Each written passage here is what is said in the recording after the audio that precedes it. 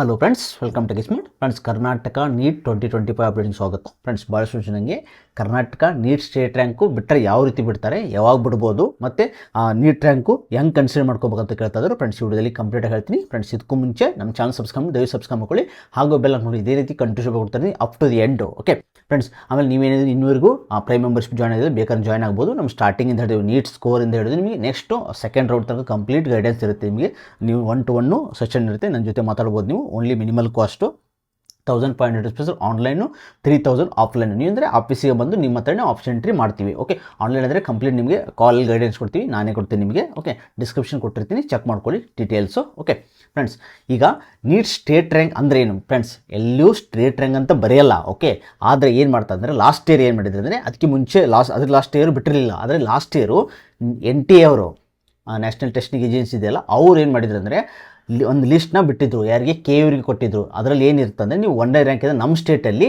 ಎಷ್ಟು ಜನ ರಿಜಿಸ್ಟರ್ ಆಗಿದ್ದಾರೆ, ನೀಟ್ ರಿಜಿಸ್ಟ್ರೇಷನ್ ಮಾಡಿದರೆ ಎಷ್ಟು ಜನದ ಸ್ಕೋರ್ ಆಗಿದೆ, ಎಷ್ಟು ಸ್ಕೋರ್ ಆಗಿದೆ, ಆಮೇಲೆ ಅವ್ರದ್ದು ಸ್ಕೋರ್ ಏನು, ರ್ಯಾಂಕ್ ಎಷ್ಟು ಅಂತ ಬಿಟ್ಟಿದ್ರು. ಓಕೆ, ಯಾವ ಥರ ಇರ್ತಿತ್ತಂದರೆ ಲಾಸ್ಟ್ ಇಯರ್ ಏನು ಲಿಸ್ಟ್ ಬಿಟ್ಟಿದ್ದಾರೆ ಅದು ಯಾವ ರೀತಿ ಇತ್ತು ಅಂದರೆ, ಫಸ್ಟಿಗೆ ನಿಮಗೆ ಸೀರಿಯಲ್ ನಂಬರು, ಓಕೆ, ಆಮೇಲೆ ನೀಟ್ ರೋಲ್ ನಂಬರು, ಆಮೇಲೆ ನೇಮು, ಆಮೇಲೆ ನೀಟ್ ಸ್ಕೋರು, ಆಮೇಲೆ ನಿಮ್ಮದು ಆಲ್ ಇಂಡಿಯಾ ರ್ಯಾಂಕ್ ಇತ್ತು. ಓಕೆ ಫ್ರೆಂಡ್ಸ್, ನೀಟ್ ಸ್ಕೋರ್ ಏನು ಕನ್ಸಿಡರ್ ಮಾಡೋಕೆ ಹೋಗ್ಬೇಡಿ, ಲಾಸ್ಟ್ ಇಯರ್ದು ಏನು ಕನ್ಸಿಡರ್ ಮಾಡೋಕೆ ಹೋಗ್ಬೇಡಿ. ಯಾಕಂದರೆ ಹೆವಿ ವೇರಿಯೇಷನ್ ಇತ್ತು. ಯಾಕಂದರೆ ಲಾಸ್ಟ್ ಇಯರ್ ಎಕ್ಸಾಮು ಅದೆಲ್ಲ ಇಟ್ಟಿದ್ರಲ್ಲ, ಅದಕ್ಕೋಸ್ಕರ ಹೆವಿ ವೇರಿಯೇಷನ್ ಇತ್ತು. ಲಾಸ್ಟ್ ಇಯರ್ 500 ಬಿದ್ದವರಿಗೆ 2 ಲ್ಯಾಕ್ ಬಂತು. ಈ ಸತಿ ಹೆವಿ ಚೇಂಜಸ್ಸು. 500 ಬಿದ್ದವರಿಗೆ ಓನ್ಲಿ 50,000 ಈ ಸತಿ ಬಿದ್ದಿದೆ. ಹೆವಿ ವೇರಿಯೇಷನ್ ಇದೆ. ಓಕೆ, ಸೊ ನೀವು ಕನ್ಸಿಡರು ಆಲ್ ಇಂಡಿಯಾ ರ್ಯಾಂಕಿಂಗು ಮಾತ್ರ ಕನ್ಸಿಡರ್ ಮಾಡಿ. ಓಕೆ ಫ್ರೆಂಡ್ಸ್, ಈ ಲಿಸ್ಟ್ ಏನಿದೆಯಲ್ಲ, ಈ ಲಾಸ್ಟ್ ಇಯರ್ ಬಿಟ್ಟಿದ್ರಲ್ಲ, ಇದನ್ನ NTA ಅವರು KE ಅವರಿಗೆ ಕಳಿಸಿರ್ತಾರೆ. KE ಅವರು ಇದನ್ನ KE ವೆಬ್ಸೈಟಲ್ಲಿ ಬಿಟ್ಟಿದ್ರು. ಓಕೆ, ಸೊ ಟೋಟಲ್ ಇಷ್ಟು ಜನ 93,000 ಅಂದರೆ 93 ಜನ ಸ್ಟೂಡೆಂಟ್ಸು. ಈ ಸಲ ಏನು 83,000 ಸ್ಟೂಡೆಂಟ್ಸ್ ಇದ್ದಿರಲ್ಲ, ಅದ್ರ ಲಿಸ್ಟು ಬಿಡ್ತಾರೆ ಟಾಪ್ ಟು ಲೋ. ನಮ್ಮ ಸ್ಟೇಟಲ್ಲಿ ಮಾರ್ಕ್ಸ್ ಎಷ್ಟು ತೊಗೊಂಡಿದ್ದಾರೆ ಅಂತ ಬಿಡ್ತಾರೆ. ಅದಾದಮೇಲೆ ನೀವೇನು ಮಾಡಬೇಕು, ರಿಜಿಸ್ಟರ್ ಮಾಡಬೇಕಾಗುತ್ತೆ. ಏನು, KEಗೆ ರಿಜಿಸ್ಟರ್ ಮಾಡಬೇಕಾಗುತ್ತೆ. ಇದರಲ್ಲಿ ನಿಮಗೆ ಇದು ನೋಡಿಕೊಂಡು ಬೇಕಾದ್ರೆ ನೀವು ಡೈರೆಕ್ಟಾಗಿ ರಿಜಿಸ್ಟ್ರೇಷನ್ ಮಾಡ್ಕೋಬೋದು. ನಿಮ್ಗೊಂದು ಐಡಿಯಾ ಸಿಗುತ್ತೆ, ನನಗೆ ಸಿಗುತ್ತೋ ಇಲ್ಲೋ, ಕಾಲೇಜ್ ಸಿಗುತ್ತೋ ಇಲ್ಲ ಅಂತ. ನಮ್ಮ ಸ್ಟೇಟಲ್ಲಿ ನಂದು ಇಷ್ಟು ರ್ಯಾಂಕ್ ಇದೆ, ಟೋಟಲ್ ಈ ಸೀಟ್ಸ್ ಇದೆ. ಫಾರ್ ಎಕ್ಸಾಂಪಲ್, ನಿಮಗೆ 7,000 8,000 ನಮ್ಮ ಸ್ಟೇಟಲ್ಲಿ ಬಂತು ಅಂದ್ಕೊಳ್ಳಿ, 7,000 ಸೀಟ್ಸ್ ಅಂತೆ.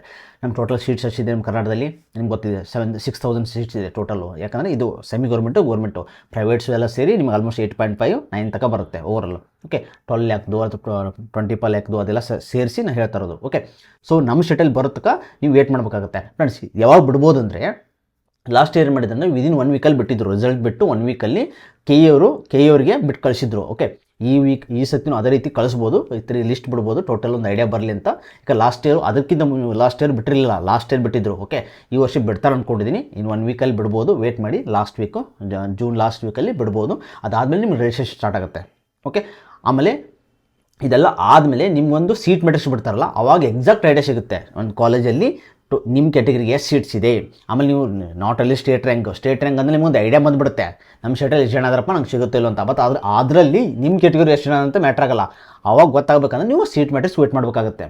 ಸೊ ಸೀಟ್ ಮೆಟ್ರಿಕ್ಸ್ ಬಂದಮೇಲೆ ಅವಾಗ ಐಡಿಯಾ ಸಿಗ್ಬಿಡುತ್ತೆ ಟೋಟಲ್ ಎಷ್ಟು ಸೀಟ್ಸ್ ಇದೆ ನಮ್ಮ ಕ್ಯಾಟಗರಿಯಲ್ಲಿ ಮೇಲೆ ಎಷ್ಟು ಜನ ಅಂತ ನಿಮ್ಗೆ ಗೊತ್ತಾಗಲ್ಲ. ಅದು ಗೊತ್ತಾಗೋದು ನಿಮ್ಗೆ ಆಪ್ಷನ್ ಎಂಟ್ರಿಲೇ ಗೊತ್ತಾಗೋದು. ಯಾಕಂದರೆ ನಿಮ್ಮ ಸೇಮ್ ಸ್ಟೂಡೆಂಟ್ಸು ನಿಮ್ಮ ಕ್ಯಾಟಗರಿ ಅಂತ ಎಷ್ಟು ಜನ ಅಂತ ಗೊತ್ತಾಗಲ್ಲ ಎಲ್ಲೂ.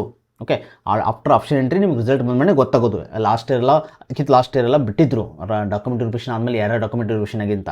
ಈ ಸತಿ ಡಾಕ್ಯುಮೆಂಟ್ ವೆರಿಫಿಕೇಷನ್ ಆನ್ಲೈನ್ ಇದೆ. ಓಕೆ, ಆನ್ಲೈನು ಓನ್ಲಿ ಟೈಮ್ ಕೊಡ್ತಾರೆ, ಆನ್ಲೈನಲ್ಲಿ ಆ ಟೈಮಲ್ಲಿ ನೀವು ಅಪ್ಲೋಡ್ ಮಾಡಬೇಕಾಗುತ್ತೆ. ಓಕೆ, ನೆಕ್ಸ್ಟ್ ಫಸ್ಟ್ ಇರಲ್ಲ, ಆಮೇಲೆ ಹೇಳ್ತೀನಿ ನಿಮಗೆ. ಇಷ್ಟು ಸಾಕು, ಈ ಸ್ಟೇಟ್ ರ್ಯಾಂಕು ಈ ಥರ ಇರುತ್ತೆ ಅಂತ ನಿಮ್ಗೆ ಐಡಿಯಾ ಬಂದು ವಿಡಿಯೋ ಮಾಡಿದ್ದೀನಿ.